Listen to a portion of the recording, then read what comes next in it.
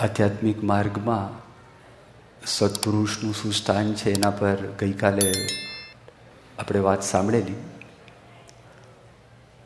આજનો વિષય છે પ્રસંગ મનન. પરમ પૂજ્ય પ્રમુખ સ્વામી મહારાજના યોગની અંદર આપણે બધા આવેલા છીએ.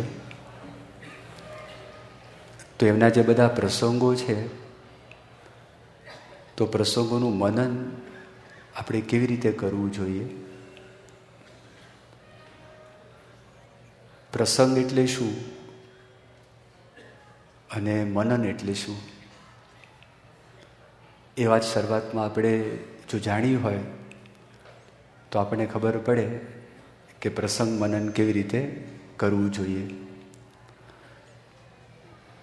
પ્રમુખ સ્વામી મહારાજ આપણને જે કંઈ આપે છે ને બધા પ્રસંગો જ છે. દર્શન છે, વાતો છે, આપણને લાભ આપે છે, બધા જ પ્રસંગો કહેવાય. શ્રીજી મહારાજથી લઈને અત્યારે ગુણાતીત પરંપરાના જીવન, કાર્ય, સંદેશ, આ બધા પ્રસંગો કહેવાય. મનનનો અર્થ શું થાય? મનનનો અર્થ એ થાય છે કે શ્રીજી મહારાજે વચનામૃતમાં એનો અર્થ સમજાવેલો છે. સારંગપુર પ્રકરણનું 3જું વચનામૃત છે. એ વચનામૃતનું શીર્ષક છે શ્રવણ, મનન, નિધિધ્યાસ અને સાક્ષાત્કાર. એમાં જે મનનની વાત કરે છે ને, એનો અર્થ કેવો કરેલો છે કે આ સભાની અંદર તો ઘણી બધી વાતો થાય,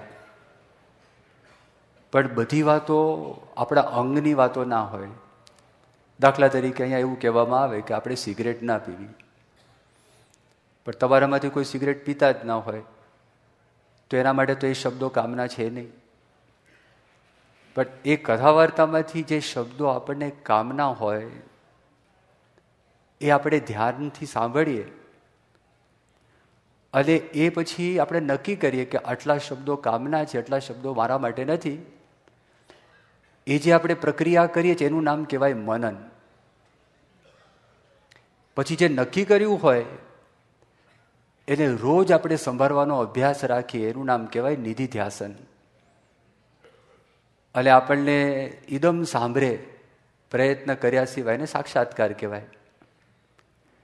અત્યારે આપણે જે પ્રસંગ મનનની વાત કરીએ છીએ ને, જે સંપ્રદાયની અંદર પરંપરામાં આપણને જે અર્થ પ્રાપ્ત થયો છે એ અર્થમાં નથી લેતા. કારણ કે પ્રસંગનો અર્થ પણ સામાન્યપણે આપણને એવું સમજાવવામાં આવે છે જે સાચો અર્થ છે. સંગ એટલે શું ને પ્રસંગ એટલે શું? મન, કર્મ અને વચન એ મોટા પુરુષની સાથે આપણે એકમેકથી જ એનું નામ કહેવાય પ્રસંગ. અત્યારે આપણે એ અર્થ નથી લેતા આ વિષય પૂરતો. આ વિષયની અંદર આપણે એવું સમજવા માગીએ છીએ પ્રસંગ જે કંઈ આપણને મોટા પુરુષના જીવનમાંથી દેખાય છે એ બધો પ્રસંગ જ કહેવાય. અને એનું મનન કે તેનો મહિમા કેવી રીતે સમજવો ઊંડાણપૂર્વક, એની કેટલીક વાતો છે એ આપણે અત્યારે સાંભળીશું. ઘણા બધા વર્ષો પહેલાં અમદાવાદની અંદર ફૂલદોલનો ઉત્સવ હતો. સામાન્યપણે પ્રમુખ સ્વામી મહારાજ ફૂલદોલનો ઉત્સવ કરવા માટે સારંગપુર પધારે, પણ લગભગ 3 ફૂલદોલના ઉત્સવ બાપાએ અમદાવાદમાં કરેલા છે. એમાં એક ઉત્સવ વખતે પ્રમુખ સ્વામી મહારાજ ત્યાં આગળ પધારેલા. અમદાવાદ મંદિર છે અને ઠાકોરજી પશ્ચિમ તરફ ઠાકોરજીનું મુખારવિંદ છે અને એની ડાબી બાજુ ત્યાં આગળ એક નાની જમીન લોન છે, ઉપર પતરાના ત્યાં શેડ હતો અને એની અંદર પ્રમુખ સ્વામી મહારાજ ત્યાં આગળ ઉત્સવ કરેલો. એટલે બહુ જગ્યા ઓછી હતી, 3, 4 કે 5 હજાર માણસો તે વખતે ભેગા થયા હશે, કારણ કે જગ્યા જ ઓછી હતી. હવે એમાં એક બહારના વ્યક્તિ કેસી પટેલ કરીને આવેલા હતા. કેસી પટેલ તે વખતે આખા ગુજરાતની અંદર સૌથી વધારે ટેક્સ ભરનારા વ્યક્તિ, એ અને એના દીકરા. અને કેસી પટેલ, ચંદુભાઈ પટેલ ગોંડલ રાજ્યના વિદ્યાધિકારી, જેના પ્રસંગ કદાચ તમે સાંભળ્યા હશે કે જે વખતે ગોંડલમાં મંદિર થતું હતું તે વખતે ગોંડલના રાજા હતા ભગવતસિંહ બાપુ. એ ભગવતસિંહ બાપુના એજ્યુકેશન ડિપાર્ટમેન્ટના હેડ હતા ચંદુભાઈ. એટલે ચંદુભાઈ વિદ્યાધિકારી, વિદ્યાના અધિકારી, અને એ યોગીજી મહારાજના અને શાસ્ત્રીજી મહારાજના સંપર્કમાં પોતે આવેલા હતા. અને કદાચ તમે એ પણ વાત સાંભળી હશે, એક વખત બોચાસણની અંદર ચંદુભાઈ ઉત્સવમાં આવેલા. યોગીજી મહારાજને નિર્ગુણ સ્વામી એમને આમંત્રણ આપેલું કે તમે ત્યાં આગળ પધારજો. સવારના 4 વાગે એમને શૌચ વિધિની ઈચ્છા થઈ કે મારે શૌચ કરવા માટે જવું છે. ત્યાં આગળ તે વખતે ઇલેક્ટ્રિસિટી નહીં અને પોતે આગા પાછા થતા હતા. યોગીજી મહારાજ ત્યાં આગળ આવ્યા અને ચંદુભાઈ કાંઈ પણ કહે પહેલાં યોગીજી મહારાજ એક લોટાની અંદર પાણી છે, પાણી ભરી આવ્યા. અને ચંદુભાઈને એમને વાત કરી કે તમે મારી સાથે ચાલો. જ્યાં આગળ શૌચાલય હતું ત્યાં આગળ યોગીજી મહારાજ એમને લઈ ગયા.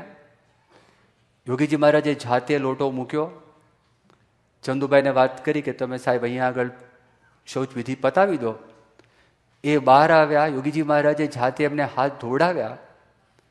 આ પ્રસંગ કોઈ દિવસ ચંદુભાઈ એ ભૂલી શક્યા નહીં કે યોગીજી મહારાજ ગોંડલ મંદિરના મહંત કહેવાય, અને મહંત હોવા છતાં પણ યોગીજી મહારાજે આવી એક હલકી મારી સેવા કરી આવા ટાઈમે. અને યોગીજી મહારાજને તે વખતે ખબર પડી ગઈ કે મારે શૌચવિધિ કરવા માટે જવું છે, કશું પૂછ્યું પણ નથી. એ ચંદુભાઈના દીકરા આ કેસી આત્મ સ્વરૂપ સ્વામી એમને ફોન કર્યો હતો કે પ્રમુખ સ્વામી મહારાજ પધાર્યા છે, તમે ફૂલદોલના ઉત્સવમાં પધારો, ફૂલદોલના ઉત્સવમાં આવો. અને એ ત્યાં આગળ આવ્યા અને પ્રમુખ સ્વામી મહારાજ બંને ખભા ઉપર એ જોડી ભેરવેલી હતી અને નારાયણ હરે સચ્ચિદાનંદ પ્રભો એ આલેખ પ્રમુખ સ્વામી તે વખતે ત્યાં આગળ લગાવી. અને પછી તો ઉત્સવ પૂરો થઈ ગયો. ફગવા પણ એમને બાપાએ આપ્યા અને પોતાના ઘરે ગયા. ઘરે જઈને એમને આત્મ સ્વરૂપ સ્વામી પર ફોન કર્યો અને ફોન કરીને એમણે એક વાત કરી. એમણે કહ્યું કે મને આ દ્રશ્ય જોઈને એટલો બધો આનંદ થયો છે કે મારી જિંદગીની અંદર આટલા બધા સુખનો મને અનુભવ થયો નથી. અને એ દ્રશ્ય એ હતું કે પ્રમુખ સ્વામી મહારાજના બંને ખભા ઉપર જોડી હતી અને એમને જે આમ આલેખ નારાયણ હરે સચ્ચિદાનંદ પ્રભો એ જે બોલ્યા, મને કદાચ 1 લાખ રૂપિયા કોઈ ભેટમાં આપે ને, એ 1 લાખ રૂપિયા કરતાં પણ આ જે આનંદ છે એ વધારે હતો. તો ભગવાનના જે ચરિત્ર છે અથવા તો સંતના ચરિત્ર છે એ સુખદાયક છે. પૂજ્ય ઈશ્વરચરણ સ્વામીના પૂર્વાશ્રમના પિતાશ્રી હર્ષદભાઈ દવે, એમને બરડા ઉપર બહુ મોટું ગુમડું થયેલું, એમાં દુખાવો બહુ હતો. તે વખતે રેડિયો ઉપર સવારે 6:45 થી 7 બધા ભજનો આવતા. એટલે રેડિયો એમને ઓન કરેલો હતો અને ભજનો રેડિયો ઉપર એક પછી એક આવતા હતા. એમાં પ્રેમાનંદ સ્વામીનું ભજન રૂડા લાગો છો રાજેન્દ્ર મંદિર મારે આવતા, એ આવ્યું ભજન. અને એ ભજન શાસ્ત્રીજી મહારાજની હયાતીમાં એક હરિભક્તે સારંગપુરમાં ભજન ગાયેલું. એ આખું દ્રશ્ય સારંગપુરનું યાદ આવી ગયું અને એમાં પેલા હરિભક્ત ગાતા હતા એ યાદ આવી ગયા. અને સાથે સાથે શાસ્ત્રીજી મહારાજ છે એ શાસ્ત્રીજી મહારાજની પણ સ્મૃતિ થઈ અને શાસ્ત્રીજી મહારાજમાં જેવી વૃત્તિ લાગી ગઈ તે ગુમડાનું દુઃખ હતું એ દુઃખ બધું મટી ગયું, એ દુઃખ વિસરાઈ ગયું. એટલે ભગવાનને સંતના ચરિત્ર એવા છે કે કષ્ટને હરનારા છે. પછી આજે જ સવારે પૂજ્ય ત્યાગવલ્લભ સ્વામી લીલા ચરિત્ર ઉપર વાત કરતા હતા. ગરડા પ્રથમનું 38મું વચનામૃત, એ વચનામૃત ઉપર ત્યાગવલ્લભ સ્વામી સમજાવતા હતા અને કહેતા હતા કે જો વાસના ટાળવી હોય, આપણે સત્સંગમાં આવ્યા છીએ તો શેના માટે આપણે આવ્યા છીએ? તો ગઈકાલે મેં થોડી વાત કરી હતી કે તમે કોઈ દુકાનની અંદર જાઓ તો દુકાનમાં તમને ખબર છે ફિક્સ આ પ્રોડક્ટ લેવા માટે હું જાઉં છું. એમ BAPS સ્વામિનારાયણ સંસ્થા એ આપણને શું આપે છે? આપણને ભ્રમરૂપ કરે છે, આપણને નિર્વાસનિક કરે છે, આપણું મન સાફ કરે છે, આપણું હૃદય સાફ કરે છે. એ સંસ્થા એટલે પ્રમુખ સ્વામી મહારાજ, એ આપણને આ આપે છે. તો આપણે પણ કંઈક આપવું પડે ને. દુકાનમાં જઈએ કોઈ બેગ લેવી હોય તો કે $50 બેગ છે, $25 બેગ છે. $25 આપણે આપીએ તો આપણને બેગ મળે. આપણે ગાડી ખરીદવી હોય તો પેલા ઘણી વખત કહે છે ને, જેટલો જોડો મોટો એટલી પાલિશ મોટી. જોડો નાનો હોય તો પાલિશ ઓછી હોય, જોડો મોટો કર્યો તો પાલિશ વધારે જોઈએ. તો આપણે કરવાનું છે શું? આપણા તરફથી થોડો પુરુષાર્થ કરવો જોઈએ. પણ જે સરળ છે, સહેલો છે, તો ગરડા પ્રથમના 38ના વચનામૃતની અંદર શ્રીજી મહારાજ સમજાવે છે, આ મન છે એ જગતની વાસનાએ કરીને વસાણું છે.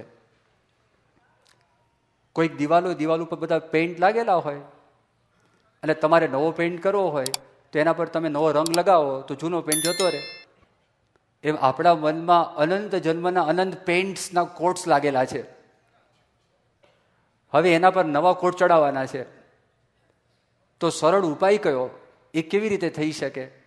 તો એના માટે શ્રીજી મહારાજ આ ગરડા પ્રથમનું 38મું વચનામૃત છે એ વચનામૃતમાં સમજાવે છે કે પોતાનું મન છે એ ભગવાનના ચરિત્રો છે, એ ચરિત્રરૂપ ઝાડાને વિશે મનને ગૂંચવી મેલું.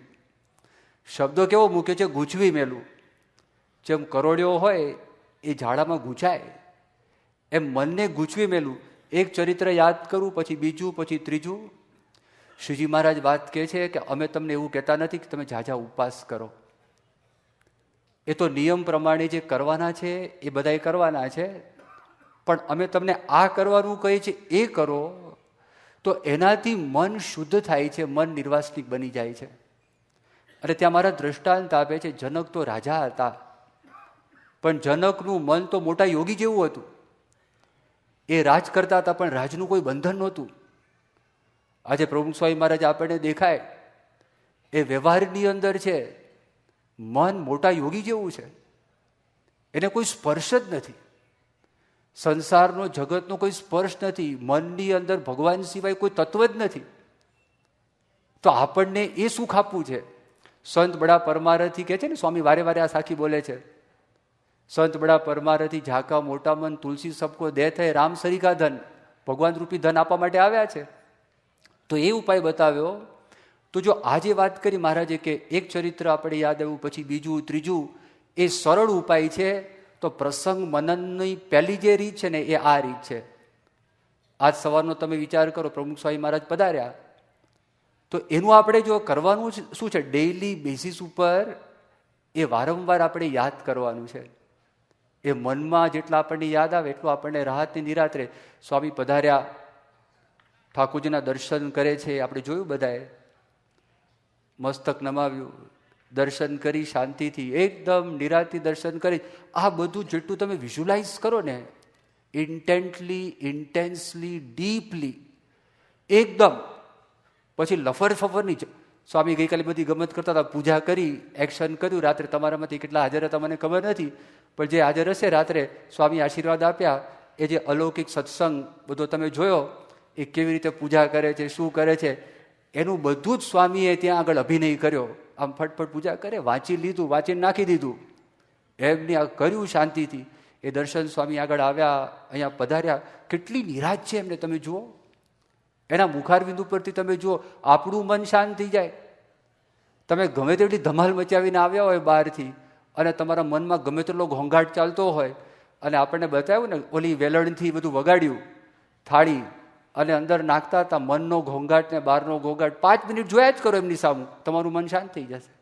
કારણ કે એ સ્થિર છે, એના મનમાં ઘોંઘાટ નથી.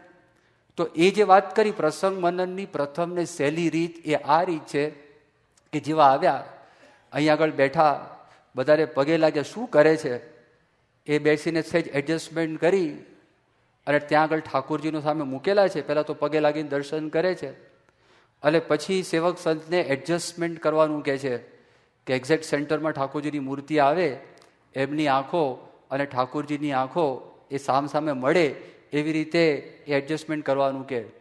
એ કરીને બધા છૂટા પડે તો થોડીક વાર ખુલ્લી આંખે, પણ ખુલ્લી આંખ કોઈને જોતી નથી. તમે જોજો, it is an unseeing look. Seeing look is different. આમ જોતા હોય સામે, મને ખબર પડે, જોઉં છું, પણ હું આંખ ખુલ્લી હોય તમારી સામે જોતો ને તોય તમને ખબર પડે. એ કરીને પછી સ્વામી ધ્યાનમાં બેસી જાય છે. શાંતિથી 4-5 મિનિટ માનસી પૂજા ભગવાનની કરે છે. અને એ કર્યા પછી ફરી વખત પાછા પગે લાગે છે. અને પગે લાગીને સેવક સંત એમણે જે તિલક તૈયાર કરીને આપે છે એનાથી પોતે તિલક કરે છે, ચાંદલો કરે છે, નાક ઉપર કંકુ છે પેલા એ ચાંદલાને ઘૂંટે છે, પછી નાક ઉપર પડ્યું હોય એને પોતે સાફ કરે છે. અને માનસી પૂજા જેવી પતે અને પત્યા પછી સ્વામી તમે જોજો એ આંખને સાફ કરે છે દર વખતે. અને પછી આ કરે છે. અને એ કરીને પછી હાથ પોતે ગાતેરું ઊંચું કરે અને સેવક સંત છે તિલક ચાંદલો કરે, પછી આ ગાતરાનો ભાગ ઊંચો કરે, પછી અહીંયા તિલક ચાંદલો કરે, પછી છાતી ઉપર તિલક ચાંદલો કરે, પછી થોડુંક એડજસ્ટ કર્યા એ પહેલાં પણ તમે જોજો નોટ કરો એ ફૂટરેસ છે ને એ ફૂટરેસ જાતે કરે છે પગથી, એ જાતે એડજસ્ટ કરે છે. એ એડજસ્ટ કરીને વ્યવસ્થિત પોતે તૈયાર થઈ જાય અને બસ પછી પતી ગયું. ભગવાન શ્રીજી મહારાજ, શાસ્ત્રી મહારાજ, યોગીજી મહારાજ એના સિવાય કશું છે જ નહીં, કોઈ નથી, કોઈ કરતા કોઈ નહીં. અને લાગી જાય દેખાય આંખ ખુલ્લી છે, તો ખુલ્લી આંખે આપણે બંધ આંખે ધ્યાન નથી થતું, ઘોંઘાટ મળતો જ નથી, સમતો જ નથી. માંડ માંડ આપણે કર્યું હોય માનસી પૂજા ખેંચી તાણીને ભગવાનને લાવ્યા હોય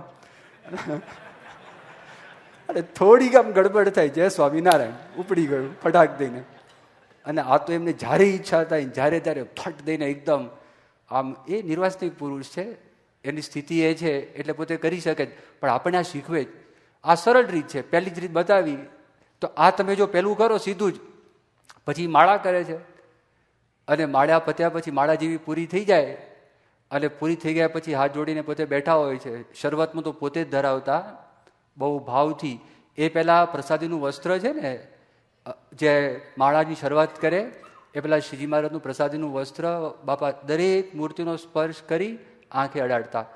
હવે છેટું થયું, લાંબુ થયું એટલે સેવક સંત છે, સેવક સંત બધે ત્યાં આગળ અડાડે છે અને સ્વામી આમ એનો સ્પર્શ કરે છે, દર્શન કરે છે.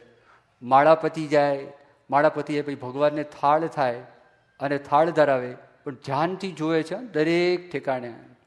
અને એમાંય બધું જ જોઈએ. સહેજ ફેરફાર થયો હોય, ગુલાબનું પુષ્પ છે મૂર્તિ પર આવી ગયું, સેવક સંતને બોલાવી અને ગુલાબનું જે પુષ્પ છે એને હટાવવાનું કે જેને કરીને દર્શન થાય. જો લાઇટને લીધે ઠાકોરજીના બરોબર દર્શન થતા ના હોય તો એ સેવક સંતને બોલાવીને કે લાઇટ બંધ કરો, અહીંયા દર્શન થતા નથી. એટલે એ બધું જ પોતે ઠાકોરજી લક્ષી બધું કામકાજ કરે. અને ત્યાર પછી પતી જાય અને પતી ગયા પછી જે પ્રસાદીનું વસ્ત્ર છે એ પાણીમાં બોળે. પછી અસ્થિ છે શ્રીજી મહારાજના, શાસ્ત્રીજી મહારાજના, યોગી મહારાજના, એ પણ પાણીમાં બોળે. બધા હરિભક્તો છે તને મને તને ખૂબ સુખી થાય એવી મનમાં પોતે પ્રાર્થના કરે. અને ભગવાનની મૂર્તિને જે પુષ્પો ધરાવ્યા હોય એમાંથી 2 પુષ્પો એની પાંખડીઓ એ નિર્ભય સ્વામી તોડે અને સ્વામીને આપે. સ્વામી એને અડીને પોતાના આંખને અડાડી અને એ પુષ્પની પાંખડીઓ છે અંદર છે પાણીની અંદર પોતે આમ ઠપકારે અને કરે. અને પછી ઠાકોરજીના દર્શન નિર્ભય સ્વામી હરિભક્તો તરફ વાળે અને મૂર્તિઓ કરતા હોય અને ત્યાં આગળ મૂકતા હોય અને પછી શિક્ષાપત્રનું વાંચન કરે. તમે જોજો એક જ રીત, એકદમ શાંતિ, નીરવ શાંતિ અને એકદમ નિર્ભયતા અને બેઠા હોય શાંતિથી. હવે આ બધા ચરિત્રો છે પણ જેટલા આપણે એકદમ ડીપલી વિઝ્યુઅલાઇઝ કરીએ ને આ પ્રસંગ મનન છે. એ સિવાય પણ તમે જો જે કંઈ ચરિત્ર કર્યા સત્સંગ દર્શનમાં તમે ઘણું બધું જોયું છે. પ્રમુખ સ્વામી મહારાજને આરતી ઉતારતા જોયા છે, ઠાકોરજીનો ઝૂલો છે, ઠાકોરજીને ઝૂલાવતા જોયા છે, કરતાલ લઈને સ્વામીને મુજરા કરતા જોયા છે. અને ત્યાં આગળ ગઈકાલે જ છેલ્લે સ્વામી તાળી મારતા હતા, પેલું ભજન ગવાતું હતું, કૃષ્ણપ્રિય સ્વામી ગાતા હતા, સ્વામી અમારે અંગ તમ રંગ ઢોળી દો, અને એકદમ સ્વામી આનંદમાં આવી ગયા. આજ યજ્ઞ પુરુષને દ્વાર તે વખતે પણ અવશ્ય એમને રહેવાય જ નહીં. એ જેટલી વખત તમે મૂકો ને તરત જ સ્વામી એકદમ આવી જાય. આ તો 86 વર્ષના નહીં તો નાચવા લાગે. આ તો ઉંમર મોટી થઈ અને બ્રેક મારે. અંતરમાં તો કંઈક ઉત્સાહ, ગઈકાલે તમે જો કેટલો આનંદ હતો એમને. કંઈક કહી દઉં, કંઈક બોલી દઉં, વાત કરી દઉં, સમજાવી દઉં, યુવકો છે યુવકને આનંદ કરાવી દઉં. એ 86-87 વર્ષની ઉંમરે એમના મનની અંદર આ બધી ભાવનાઓ થયા કરે છે. અને તમે પાણીમાં ડૂબકી મારતા જોયા છે, બેઝબોલથી બોલને ઠપકારતા જોયા છે. મને ખબર નહીં એ ફિલ્મ તમે જોઈ છે કે નહીં. પછી ઉપર બાસ્કેટબોલ નાખ્યું હોય એ પણ છે. અનેક પ્રકારના એમને ચરિત્રો છે. રંગે બધા ફૂલદોલના ઉત્સવમાં રંગ છાંટતા પણ જોયા છે. એવા ઘણા બધા ચરિત્રો એમણે કરેલા છે. એનું આપણે વારંવાર મનન કરીએ એ પ્રસંગ મનનની પહેલી રીત છે. હવે બીજી રીત પ્રસંગ મનનની કઈ છે? એમના કાર્ય ઉપરથી આપણને કારણનો મહિમા સમજાય. કાર્ય ઉપરથી કે સ્વામી જે સંતોને બનાવ્યા, જે હરિભક્તોનું સમર્પણ છે, જે ઉત્સવો કર્યા, જે એમણે મંદિર કર્યા, જે સામાજિક પ્રવૃત્તિઓ કરી, એના પર આપણે થોડોક ઊંડાણથી વિચાર કરીએ તો પણ આપણને મહિમા સમજાય. પ્રસંગ મનનની અંદર આપણે આ પણ કરી શકાય. કોઈ પણ તમે જુઓ, શિકાગોની અંદર મેં લંડનની વાત કરી હતી, લંડનનું મંદિર તૈયાર થયું. અક્ષરધામની તમને થોડીક વાત કરું કે અક્ષરધામ એ જે બન્યું ને, તો ખાલી તમે વિચાર કરો તો એમાં તો પાર આવે એવું નથી. એનો ખાલી કોઈ પણ પ્રસંગ લો, કોઈ પણ પાસું લો અને તમે ક્યાંથી પણ શરૂઆત કરો તો તમને એમ થાય કે ઓહો, આ કેવી રીતે કામ થયું. અંગ્રેજીમાં એવું કહેવાય છે કે એક વખત થઈ જાય ને, ઇટ્સ કોલ્ડ અ ફ્લુક. આ ફ્લુકમાં થઈ ગયું. ટેલ એન્ડર ક્રિકેટ રમતો હોય ને, એટલે એનું બોલિંગ સારું પણ બેટિંગ બિલકુલ સારું ના હોય, અને ટોપ મોસ્ટ બોલર હોય, એટલે એ બોલિંગ કરતો હોય ને એ ઠપકારે સિક્સર જાય તો કે ઓહો વોટ અ ફ્લુક. આ તો ફ્લુકમાં લાગી ગઈ, ઠપકારી એક લગાવ્યો. પણ બે વખત થાય તો it's called a coincidence. Coincidence કહેવાય, ઇત્તફાક. બની ગયું, થઈ ગયું. 3 વખત થાય, 4 વખત થાય, 5 વખત થાય, 10 વખત થાય, રિપીટ થાય, ઇટ્સ નોટ અ કોઇન્સિડન્સ. અલા ચમત્કાર જ છે, ઇટ્સ અ મિરેકલ. આશ્ચર્ય કહેવાય. આ બને કેવી રીતે? એ કેવા સંજોગોની અંદર બધું કામકાજ થયું તમે જો. પહેલાં તો દિલ્હીમાં મંદિર જ ના થાય, કોઈ સંજોગોમાં મંદિર ન થાય. ટાઇટલર કરીને કોંગ્રેસના માણસ આવેલા ગાંધીનગર અક્ષરધામમાં, મને મળ્યા હતા. મને અક્ષરધામ જોઈને બહુ રાજી થયા કે બહુ અચ્છા બનાયા હૈ ગાંધીનગર મેં. પછી મેં એમને વાત કરી કે સ્વામીજી की इच्छा है दिल्ली में भी बनाना है अक्षरधाम. मैंने कि वहां कहाँ जमीन है, जमीन ही नहीं है वहां पे. भगवान की इच्छा है, योगी जी महाराज का संकल्प था, प्रमुख स्वामी का भी संकल्प है, हो जाएगा. लेकिन कहाँ करोगे? हो जाएगा. અમને ખબર નથી ક્યાં કરવાનું છે. કારણ કે પ્રમુખ સ્વામી મહારાજે પોતે જ 5-7 વખત અલગ અલગ સ્થાનમાં, 5-7 નહીં 10-15 વખત પ્રમુખ સ્વામી પોતે ગયા છે. અને ખબર પડે ઈશ્વર સ્વામીને કે કોક સ્થાનની અંદર કોક વ્યક્તિ આ જમીન છે એ આપવા માટે તૈયાર થયા છે. વેચાતી જમીન તો સીધા જ અમદાવાદથી જેમ બાણમાંથી તીર છૂટે ને એમ ભાગે, જે જોડમાં મળે ને લઈને જાય. તો હકીકતમાં આપણ અતિશયોક્તિ નથી, પણ દિલ્હીમાં બધે જ ઠેકાણે, ઉત્તર, દક્ષિણ, પૂર્વ, પશ્ચિમ, સેન્ટ્રલ દિલ્હીમાં બધી જ જમીન જોઈ વળ્યા, પણ કોઈ સ્થાનની અંદર આપણને કશું થાય એવું હતું જ નહીં.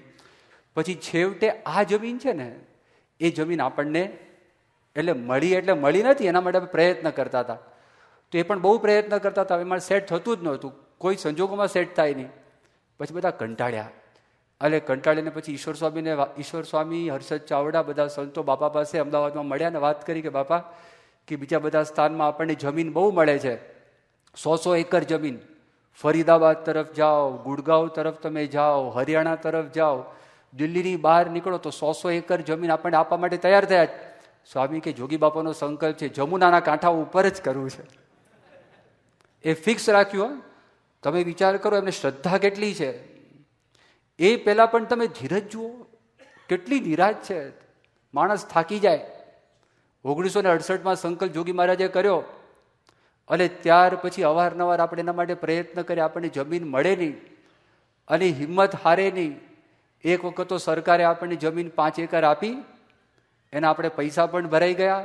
સરકારે પાછા પૈસા આપણને મોકલાવ્યા અને કહ્યું કે તમે પૈસા લઈ જાઓ અને આ જમીન ઉપર તમે કામકાજ નહીં કરી શકો, કારણ કે તે યમુના નદીનું પાણી આવે છે અને એ પાણી ના આવે એના માટે અમારે પાળો બનાવવો પડે. એ પાળો બનાવવા માટે અમારી પાસે વ્યવસ્થા નથી, માટે તમે તમારા પૈસા લઈ જાઓ. આપણે 1 વર્ષ સુધી છે ને પૈસા લીધા જ નહીં, કદાચ મન બદલાય તો, પણ એનું મન બદલાયું નહીં, એટલે આપણે પછી પૈસા લઈ લીધા. એ પણ એ જમીન ઉપર પણ પ્રમુખ સ્વામી મહારાજે 1987ની સાલમાં દિલ્હી પધારેલા, તે વખતે ત્યાં જમીન ઉપર પધાર્યા હતા. 5 એકર જમીન હતી, ત્યાં પણ પુષ્પ છાંટેલા, ત્યાં પણ ધૂન કરેલી. એ 5-5 એકરના ફક્ત 3 પ્લોટ, એક બિરલાને મળેલો, એક આપણને, અને ત્રીજા કોઈક ઉદ્યોગપતિને પ્રાપ્ત થયેલો. હવે એ પણ ગયું, પણ હિંમત હારતા નથી. અને ધીરજ ખૂટતી નથી અને બીજાને પ્રોત્સાહિત કરવામાંથી પાછા પડતા નથી. તે 98ની સાલમાં જ્યારે વિનંતી કરી કે સ્વામી આમ કરે, સ્વામી કે ના, ત્યાં જ આપણે કરવું છે અને ત્યાં થશે, જોગી બાપાનો સંકલ્પ છે અને આપણે કરવું જ.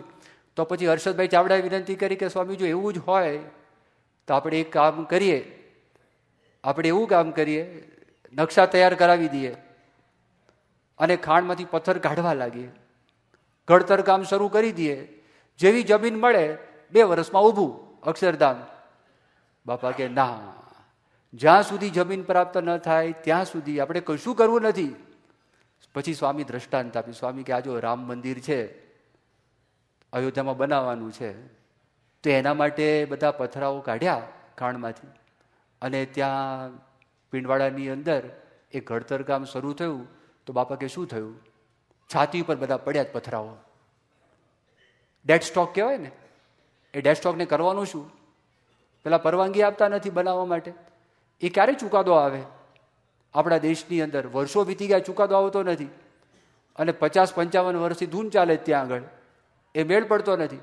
ત્યારે સ્વામી વાત કરી કે એમ નહીં, બાપાએ કીધું કે આપણને જ્યારે આપણને જમીન પ્રાપ્ત થાય ને, સ્વામી કે આમ થઈ જશે ભગવાનની ઈચ્છાથી. હવે તમે જુઓ કે પ્રમુખ સ્વામી મહારાજ આ બનાવે છે ને, બહુ વિચાર કરવા જેવી વાત છે. સારું કામ છે, કન્સ્ટ્રક્ટિવ કામ છે, ડિસ્ટ્રક્ટિવ કામ નથી. એ એક જે કામ કરે છે એ કામની અંદર કેટલી બધી વસ્તુઓનો સમાવેશ થઈ જાય છે. એક જ કામ સ્વામી કરે, દાખલા તરીકે જેટલા આવડતવાળી વ્યક્તિઓ છે એને એક તક પ્રાપ્ત થાય છે, પોતાની આવડતની અભિવ્યક્તિ કરવાની તક એમને પ્રાપ્ત થાય છે ને. તો કોઈક વ્યક્તિ એવું કરનાર છે, પ્રેરણા આપનાર છે કે તમારામાં જે સારી શક્તિઓ છે તમે એનો સદુપયોગ કરો. એવી જો તક ન મળે તો બને કેવી રીતે? પણ સ્વામી આ તક આપી. એ તક આપી. આપણા દેશની અંદર ઘણી બધી સારી સારી વસ્તુઓ છે. એક આપણા બહુ મોટા પેલા થઈ ગયા નાની પાલખીવાલા, બહુ મોટા અર્થશાસ્ત્રી, એણે એક પુસ્તિકા લખી છે. પુસ્તિકાનું નામ છે અવર પ્રાઇસલેસ હેરિટેજ. એ પુસ્તિકાના પહેલા પાના ઉપર નાની પાલખીવાલા પોતે એવું લખે છે, વી ઇન્ડિયન્સ, આપણે ભારતીય લોકો, we Indians are like donkeys, આપણે ગધેડા જેવા છીએ. પહેલા જ પાના પર છે, we Indians are like donkeys carrying a weight of gold. ગધેડું હોય, ગધેડું, એના પર સોના તમે મૂક્યા હોય તો સોનાના ગચિયા, તે ગધેડાને મહિમા ખબર પડે કે આપણે ભારતીય લોકો એવા છે કે આપણી પાસે જે ભવ્ય વારસો છે એનો આપણને ખ્યાલ નથી. તો આપણી પાસે જેટલી સારી સારી વસ્તુઓ છે મૂલ્યની દ્રષ્ટિએ, સ્થાપત્યની દ્રષ્ટિએ, એ બધાનો સમાવેશ પ્રમુખ સ્વામી મહારાજે અક્ષરધામમાં કર્યો છે. હકીકતમાં દિલ્હી અક્ષરધામ એ ભારતનો આત્મા છે. It is the conscience of India, it is the soul of India. જો માણસ બુદ્ધિથી વિચાર કરે તો નવી નવી વસ્તુ ના નથી, ભારતની પ્રગતિની ના નથી, વિજ્ઞાનના ક્ષેત્રમાં કરવાની છે, પણ જે જૂનું સારું છે નાખી નથી દેવાનું. જેના આધારે લોકો છે, ગમે તે લોકો આવે ત્યાં આગળ. હમણાં રજત ગુપ્તા કરીને અમેરિકાના બહુ જ મોટા ઉદ્યોગપતિ આવ્યા અને એને ઘણી બધી ડિગ્રીઓ છે, ઓનરી ડિગ્રીઝ પણ છે. હાર્વર્ડમાં હતા ને વોલ્ટનમાં હતા ને ઘણું બધું પ્રાપ્ત કર્યું છે. હમણાં ત્યાં દર્શન કરીને આવ્યા, આત્મસ્વરૂપ સ્વામી બાપાને રિપોર્ટ આપ્યો. એ માણસના અંતરમાં એટલો બધો પ્રભાવ પડ્યો કે આ કામ 5 વર્ષમાં પ્રમુખ સ્વામી મહારાજે કર્યું, આ કઈ રીતે બની શકે? એ ના બની શકે. જો વિચાર કરો, આવડત જેને છે એને એક તક આપે સ્વામી કે તમે આ કરો. જ્યારે તમારે કામ કરવાનું હોય તો મેનેજરિયલ સ્કિલ ડેવલપ થાય કે ન થાય? મેનેજમેન્ટ કરવાનું છે. કોની પાસે મેનેજમેન્ટ કરાવવાનું? વોલ્ટનમાં નથી ભણ્યા, હાર્વર્ડમાં નથી ભણ્યા, કે પછી સ્ટેનફર્ડમાં નથી ભણ્યા, MITમાં નથી ભણ્યા. રસ્તાના માણસો છે એની પાસે મેનેજમેન્ટ કરાવવાનું. અને એ મેનેજમેન્ટ કેવું થાય? ટાઈમમાં ડિલિવર કરવાનું. તો એને તક મળે છે. ટીમમાં કામ કરવાની તક પ્રાપ્ત થાય છે કે નથી થતી? ઘણા બધા માણસો ટીમમાં વર્ક કરવાનું હોય તો કોઓપરેશન છે, કોઓપરેશન જરૂર પડે. એ સદગુણ ઉત્પન્ન થાય કે ન થાય? પછી મહેનત કરવી પડે તો મહેનતના પણ સદગુણ એક કામમાં ભેગા નક્કી છે. આ કેવું કામ નક્કી કર્યું, 5 વર્ષમાં પતાવવાનું છે, ડેટ આપી દીધી, કરવાનું છે. તો 24 કલાક તો 24 કલાક, તમે જેમ કરવું એમ કરો. માણસો વધારો તો માણસોને વધારો, તમારે કામ પતાવવાનું છે. તો કેટલી શક્તિ બહાર આવે છે. તો જો હાર્ડ વર્ક અને પાછું સ્માર્ટ વર્ક એ કેવી રીતે કરવું એના પણ બધા પાઠ છે, શીખાય છે. પાછા સેવાની રીતે કરવાના. સેવા એટલે અપેક્ષા કોઈ રાખવાની નહીં, અપેક્ષા વગર કામકાજ કરવાનું. એ કામકાજ કરતા કરતા કારીગરો છે, ભલે બધા જ નહીં, હું તો કહું 5%, એકચ્યુઅલી વધારે છે, એ વ્યસન મુક્ત થયા. તો એને એ તક પ્રાપ્ત થઈ. એક અક્ષરધામનું કામ કરી પ્રમુખ સ્વામી જો કેટલા લોકોને ટચ કરે છે, એ કેટલા લોકોને આગળ વધારે છે. અને એ સારા કામ કરવા માટે તમે ગયા, તમારો વિરોધ પણ થતો હોય તો એ વિરોધમાં ગભરાયા સિવાય, પાછા પડ્યા સિવાય, એનું ખંડન કર્યા સિવાય, એની કોઈ ચર્ચા કર્યા સિવાય, એનું હિત કરીને કામકાજ કરવાની આ વાત છે.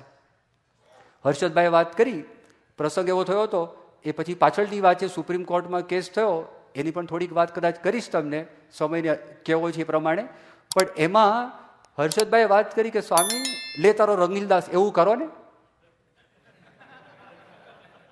ગોપાળાનંદ સ્વામી કર્યું ને, પેલા બ્રહ્માનંદ સ્વામી અકળાયા કે ઓલા આવ્યા છે તોડવા માટે જુનાગઢનું મંદિર. પછી કે મહારાજ આગળ શું મગતરું શું કરી શકવાના હતા, શ્રીજી મહારાજની શક્તિ ક્યાંની શક્તિ ક્યાં. ના પણ આ તો નીકળ્યો જ છે. પછી જોયું કે આમને બ્રહ્માનંદ સ્વામી સંતોષ નહીં થાય, બગલમાંથી એક વાળ તોડ્યો, આ તારો રંગીલદાસ. એ જેવો થયો રિમોટ કંટ્રોલ, એ ઘોડી ઉપરથી પડ્યા રંગીલદાસ ત્યાં આગળ, બરછી ઘૂસી ગઈ અંદર, પહોંચી ગયા ધામમાં. એ મળદું પણ અંદર આવ્યું નહીં, જે ગોપાળાનંદ સ્વામી બોલેલા એ નહીં દાખલ થઈ શકે. અને કીધું આ મૈયત છે, અશુભ કહેવાય, માણસ બહાર મર્યો છે, અંદર દાખલ ન થાય, બહાર એને પતાવી દો, જે વિધિ કરવાની વિધિ કરી દો તમે ત્યાં આગળ. એવું કરો ને. બાપા શું બોલ્યા? બાપા કે એવું કરવું એના કરતાં જે વિરોધ કરનારા છે એનું પરિવર્તન થાય એ કેવું?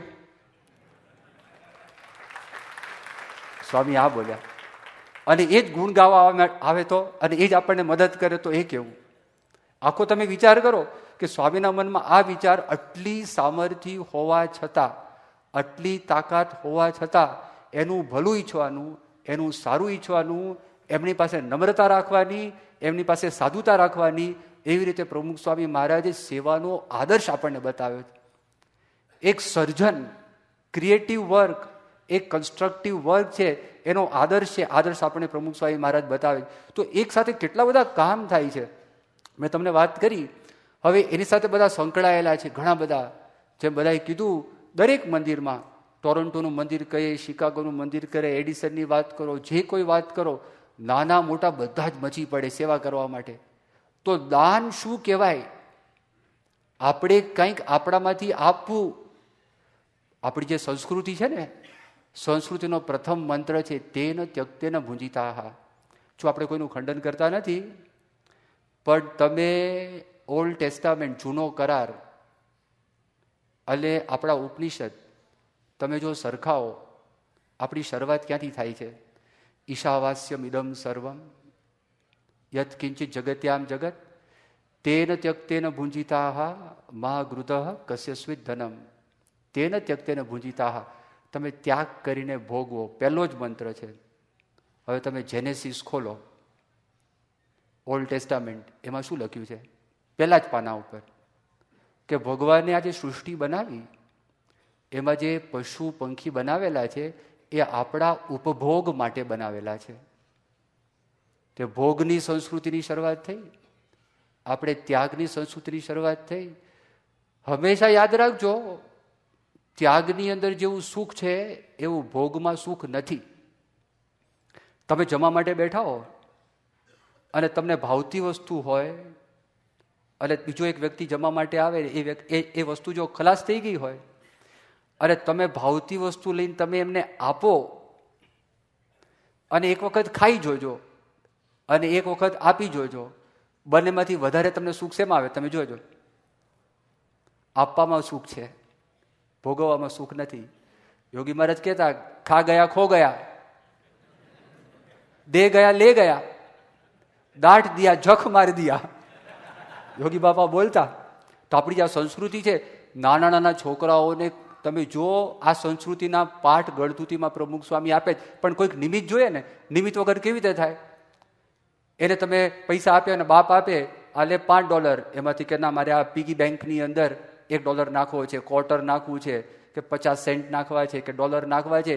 એ પોતા તરફથી આપવા માટે આવે. નાના છોકરાઓ પર્સનલ લક્ઝરીઝ બંધ કરી નાખી, પતંગ નથી ચડાવી, ફટાકડા નથી ફોડવા, નવા વસ્ત્ર ધારણ નથી કરવા, આ ક્યાંથી આવે છે? જેમ ગઈકાલે મેં થોડી વાત કરી હતી, તો એ જે દાનના પાઠ છે ને એ શીખવે છે. કેટલા લોકોએ નિયમ લીધા. આમ બાપા તો 2004ની સાલમાં અહીંયા આવ્યા તો આઈના હરિભક્તોના ગુણગાન કહેતા સ્વામી થાક્યા નહીં. ત્યાં આગળ સ્વામી એટલા બધા ગુણગાન, જ્યાં જાય દરેક સભામાં સ્વામી સીધા અમદાવાદ આવેલા, અને અમદાવાદની પહેલી જ સભાની અંદર બધા જ પરદેશના હરિભક્તોના સ્વામી વાત કરી. એ લોકો પદયાત્રા કરે, પછી બધા 84 કલાકના ઉપવાસ કરે, અને પછી જે બધા વ્રત નિયમ બધા હતા એ સ્વામી કહેવા લાગ્યા. તો આપણને ભક્તિના પાઠ શીખ્યા, આપણે તપના પાઠ શીખ્યા. જ્યારે માણસ તપ કરે એટલે કયો ગુણ તમને મળે છે? એમ્પથીનો ગુણ. આ દુનિયામાં ઘણા બધા માણસોને ખાવાનું મળતું નથી. આપણે જ્યારે ભૂખ્યા રહીએ તો આપણને ખબર પડે, પેટમાં જે બડબડિયા બોલે તો દુનિયામાં લોકોને ખાવા નહીં મળતું હોય તો શું હાલત થતી હશે. તો આપણામાં એમ્પથીનો ગુણ ડેવલપ થાય છે. પણ એ ક્યારે ડેવલપ થયો? અક્ષરધામ નક્કી કર્યું, આ મંદિર નક્કી કર્યું કે આપણે કરવું છે, એમાં આપણા તરફથી આપણે કંઈક ભોગ આપવો છે. એકી સાથે આખા સમાજમાં એ જે લેવલમાં હોય એ લેવલમાંથી સ્વામી આગળ મૂકવા માટે પ્રયત્ન કરે છે. એક કામ થાય છે. તો સમર્પણની વાત કરીએ અક્ષરધામની અંદર, અશ્વિનભાઈ પટેલ, હર્ષદભાઈ, આપણા બધા સંતોનો તમે થોડો વિચાર કરો. અશ્વિનભાઈ પટેલ આઈઆઈટીના બોમ્બેમાં, આઈઆઈટી એટલે એન્જિનિયરિંગ કોલેજમાં સર્વશ્રેષ્ઠ કહેવાય. દિલ્હીમાંથી સિવિલ એન્જિનિયર થયા. અમદાવાદની પાસે નજીકમાં એક ગામમાં એની આખી મોટી ફેક્ટરી હતી, સેટલ થઈ ગયા હતા. આપણે આ કામ કરવાનું હતું. ઈશ્વર સ્વામીએ વાત કરી કે આપણે એક સિવિલ એન્જિનિયરની જરૂર છે સાઇટ ઉપર જે કામ કરી શકે, તો તમે કામ કરશો? અશ્વિનભાઈ વાત કરી, સ્વામી હું તૈયાર છું. તૈયાર એટલે એની ફેક્ટરી બંધ કરી નાખી, અને ફેક્ટરી બંધ કરીને પોતાના આખા ફેમિલી સાથે અમદાવાદ છોડી દિલ્હીમાં રહેવા માટે આવી ગયા. દિલ્હીમાં કોઈ ઘર નહીં. આપણું જૂનું મંદિર હતું, એ મંદિરમાં આખી ફેમિલીને રાખી આપણે, અને આપણે એના ખાલી ઘર ખર્ચ માટે 2 છોકરાઓ અભ્યાસ કરતા હતા. એને જરૂર ના પડે, એને કીધું કે આટલા જ મારે ચાલશે. મારુતિ વેન, ઠબારા ગાડી, એ કે મારી બીજી કોઈ ગાડી જોઈતી નથી, મારા ટ્રાન્સપોર્ટ માટે આ કાફી છે, હું આમાં જ જઈશ. એ સેલફોનનું આપણે આપીએ જેટલું હતું, કારણ કે એને તો બધું બંધ કરી નાખેલું સંપૂર્ણપણે. તમે વિચાર કરો, દિલ્હીની અંદર આ વ્યક્તિ 5 વર્ષ સુધી એક પણ દિવસ એ વ્યક્તિએ હોલિડે લીધો નથી. એક દિવસ નહીં, દિવાળીના દિવસે પણ નહીં, બેસતા વર્ષના દિવસે પણ નહીં. એ સવારના પોરની અંદર 7 વાગે, 7:30 વાગે મંદિરે આવી જવાનું, સાંજે 7:30 વાગે નીકળવાનું. જો અમે લોકો ત્યાં આગળ ગયા હોય તો 7:30, રાતનો ટાઈમ ફિક્સ નહીં, એ રાત્રે 10 પણ થાય, 11 પણ થાય, પણ સવારે 7:30 વાગે આવી જવાનું. વરસાદ પડ્યો હોય, દિલ્હીની ઠંડી હોય, ત્યાંની આંધી હોય, ત્યાંની ગરમી હોય, 5 વર્ષની અંદર એક દિવસ પણ એવો ગયો નથી કે અશ્વિનભાઈ ત્યાં હાજર ના હોય. પ્રભુ સ્વામી મહારાજ બોલ્યા કે સરકારને આ કામ કરવાનું હોય તે સરકારને 50 એન્જિનિયરની જરૂર પડે, પણ 50 એન્જિનિયરની ગરજ આ એકલો વ્યક્તિ સારે છે. આટલી બધી પ્રેરણા કેવી રીતે પ્રાપ્ત થઈ? અને આ નક્કી થયું, આટલું મોટું કામ તમારે કોઈને સોંપવાનું હોય તો મોટા પુરુષની દિવ્ય શક્તિનો આપણને ખ્યાલ આવે કે ભગવાનની શક્તિ વગર આ કામ થાય નહીં. કેટલી જબરજસ્ત મોટી વાત કહેવાય. વિદ્યાનગરમાં ત્યાં ઉત્સવ કર્યો, બાપાની જન્મજયંતિ થઈ, બાપાના રૂમમાં બેઠા હતા. તીરથરામ અહુજા એ લેબર કોન્ટ્રાક્ટર કહેવાય, બહુ મોટી મોટી કંપની, L&T કંપની છે, ગેમન કંપની છે, આ તીરથરામ અહુજાની કંપની છે. 3 વચ્ચે પસંદગી કરવાની હતી, અને બજારના સ્ટાન્ડર્ડ ભાવ અશ્વિનભાઈ 4 ભાવ તૈયાર કરીને આવેલા હતા. જો L&T કંપનીને આપો તો આટલું થાય, ગેમનને આટલું થાય, તીરથરામ અહુજાને આટલું થાય, અને બજારનો ભાવ, સ્ટાન્ડર્ડ ભાવ આ બોલાય છે. સ્વામી આ જોયું તરત ચાર્ટ, સ્વામી તરત વાત કરી, સ્વામી કે આમાં તો કંઈ પૂછવાનું છે જ નહીં, આપણે તીરથરામ અહુજાને જ આપવું જોઈએ. એ આટલો મોટો કોન્ટ્રાક્ટ એ ફક્ત 15 મિનિટની અંદર નક્કી થઈ ગયો, અને 5 વર્ષ સુધી આપણે વ્યક્તિ પર વિશ્વાસ રાખવાનો અને કામકાજ કરવાનું. પણ બાપાએ કીધું તમે આ કામકાજ કરો. પછી બધાને પ્રસાદ આપ્યો, અને પછી પ્રસાદ અશ્વિનભાઈને આપ્યો, એમના માથા ઉપર હાથ મૂક્યો. સ્વામી કે શ્રીજી મહારાજ, શાસ્ત્રીજી મહારાજ અને યોગીજી મહારાજ માથા ઉપર બેસીને કામ કરશે, તમને આટલો પણ ભાર નહીં લાગે. અને આ 5 વર્ષ દરમિયાન એવું જ થયું. અને આ 5 વર્ષ અક્ષરધામનું કામ પૂરું થયું, અને હવે તો આ તો બહુ મોટી વ્યક્તિ, બધું સંભાળનારા સાઈટ. હવે આપણે ત્યાં હવે પછી મેન્ટેનન્સનું કામ શરૂ થાય, એટલે એમાં એમ દાખલ થઈ જાય, ઠીક નહીં. એટલે પછી બાપા એની આજ્ઞા લઈ અને બહાર બહુ DLF નામની મોટી કંપની છે, એમને 25 લાખનો પગારે રાખ્યા. એને કીધું તમે રહો, પણ હવે એ છોડીને પાછા દિલ્હી અક્ષરધામમાં આવી ગયા છે અને અત્યારે ત્યાં આગળ કામકાજ કરે છે અને સાઇટ સંભાળે છે. એનું અંતર માનતું નહોતું. હર્ષદ ચાવડા સંપૂર્ણ તન મન ધન સંપૂર્ણ સમર્પણ, સંપૂર્ણ 100%. એમની પાસે એ પોતાની ફેક્ટરી અને એ ફેક્ટરીની અંદર હર્ષદભાઈ ચાવડા એમણે બધું કરેલું. એમાંથી જે કંઈ પ્રોફિટ થયો હોય બહારના કામમાં એ ભેગા થયેલા. અમદાવાદ આવીને પ્રમુખ સ્વામીને વાત કરી કે અક્ષરધામમાં મધ્ય મંદિરમાં જે મૂર્તિ છે એમાં સ્વામી મારી જેટલી પાસ બેંકની અંદર છે એ બધું જ મારે આપી દેવું છે, આપ સ્વીકારો, અંગીકાર કરો. બાપા કે હર્ષદ તું રાખ ને. એ રડી પડ્યા કે સ્વામી હું મરી જઈશ ત્યારે સાથે ક્યાં લઈ જવાનું, આપ લો ને. બાપાના આંખમાં જળજળે આવી ગયા, એટલા રાજી થઈ ગયા. બાપ હોય ને પોતાના દીકરાને વાલ કરે. તમે કદાચ ફોટો જોયો હશે ત્યારે અક્ષરધામનું બાંધકામ તે વખતે સ્વામિનારાયણ પ્રકાશ જોજો 2003ની સાલમાં, ઉપર હજી બધું બંધાયું નથી અને ખાલી પિલર્સ તૈયાર થયા છે. બાપા વચ્ચે ઊભા છે, હર્ષદ ત્યાં ખોળામાં નીચે ત્યાં આગળ બેઠો છે. સ્વામી તોલા ફોટોગ્રાફર આવે એ પેલા સ્વામીના માથા ઉપર બાપ પોતાના દીકરાને વાલ કરે એમ પ્રમુખ સ્વામી વાલ કરવા લાગ્યા અને એકદમ દોડ્યા યોગીચરણ સ્વામી ને બીજા બધા ફોટોગ્રાફર. અને પછી તો બેસી ગયા. આ તો સહજ થઈ ગયું કે આર્ટિફિશિયલ તો થાય નહીં, બધા કે કરો ફરી વખત. તો બાપાએ કર્યું. પણ તમે જોયું હોય, પણ કહેવાનું શું, આવા સમર્પણ સંતો તમે જો, યોગેશ સ્વામી, આત્મકીર્તિ સ્વામી, આ બધા સંતો એ જે કામ કર્યું, ભક્તિનંદન સ્વામી, એ લોકોએ જોયું જ નથી. આ 5 વર્ષ તમે જો દીવાના થઈ જવાય, દીવાના ગાંડા થઈ જવાય. આ કેવી રીતે કામ થયું. ખાલી એક સિંહાસન તમે જુઓ, કેમનું સિંહાસન થાય, લાકડાનું સિંહાસન, એ બધું કર્યું છે. આ કાર્ય ઉપરથી કારણનો વિચાર મેં તમને થોડીક ઝાંખી કરાવી. આ બહુ મોટો વિષય છે, પણ હવે ખાલી ટૂંકની અંદર હું કહી દઉં કે ત્રીજી મનનની રીત છે શાસ્ત્રના આધારે. વચનામૃતમાં જે બધું લખ્યું છે સંતના ગુણ, એ બધા પ્રમુખ સ્વામીમાં પણ જોવા મળે છે. એ ક્યારેક કોઈ પ્રસંગે વાત કરીશું.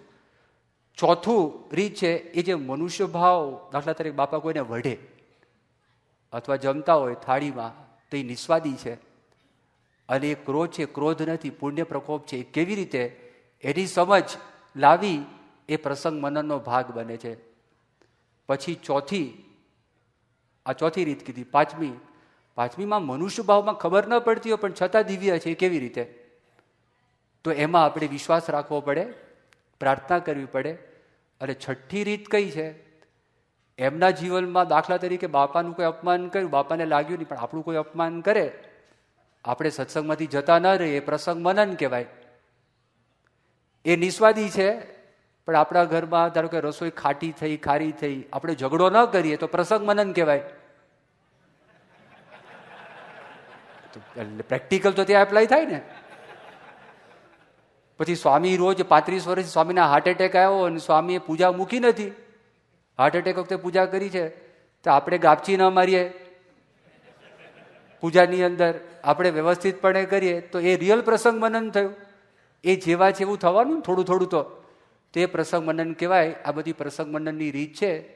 છેલ્લે આપણે મોટા પુરુષને એવી પ્રાર્થના કરવી કે સ્વામી આપનું સ્વરૂપ જેમ જેમ સમજાય એવી રોજ પ્રાર્થના કરવી, એમની આજ્ઞાનું પાલન કરવું, એમની સાથે નિષ્કપટપણે વર્તવું. તેની આપણા પર કૃપા થાય તો પ્રથમ 24 પ્રમાણે પ્રગટ પુરુષોત્તમે કરુણાએ કરીને પોતાનું સ્વરૂપ આપણને ઓળખાવ્યું છે, એ સ્વરૂપ આપણા અંતરમાં સ્થિર થાય. શ્રી સ્વામિનારાયણ ભગવાનની જય.